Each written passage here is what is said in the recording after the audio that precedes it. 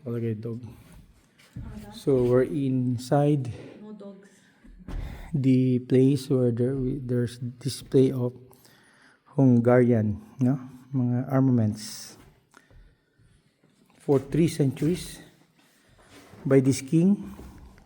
Sino? King Robert. Pakita natin, no? Quick. Siyempre, yung favorite enemies na yung mga Ottomans. Defending. Tatar invasions pala.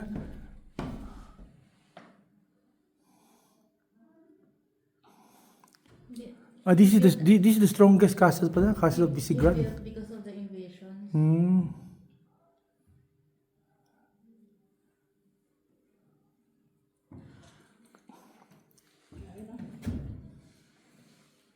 It's been so cold. Grabe. Oh. Ito. Yan, oh. Grabe. Display. Mga spears. Grabe. Defending Christianity. Parang buhay yung tao dyan ba? Buhay yan. Hi. Ito, grabe.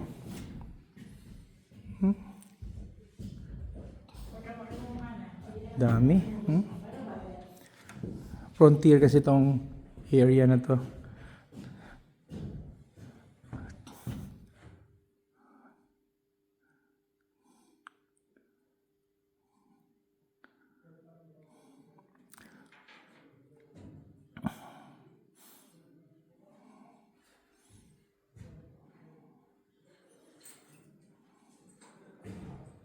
Galing.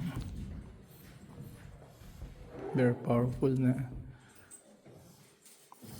Hungarian king. How are you? Iba yung coat of arms nila. Different. Ha? Different kings.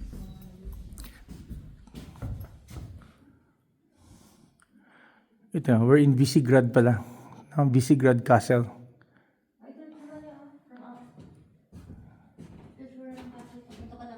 Ha? During the time? Ganda.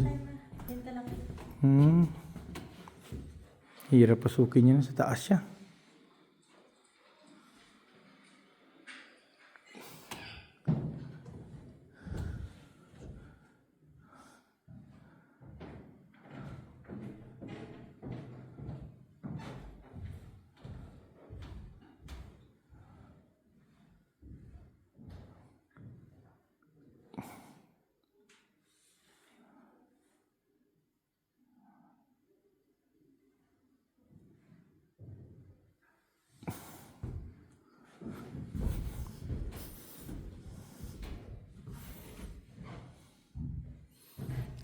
Yun talaga.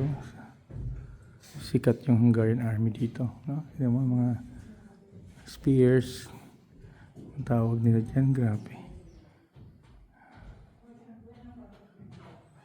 And we know yung Hungary was bastion of yung early Christianity.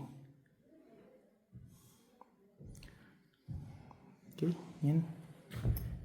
Yan. Ayan, dumating na yung mga gunpowder niyan. Okay, very nice, very nice. Bye-bye, King Harold.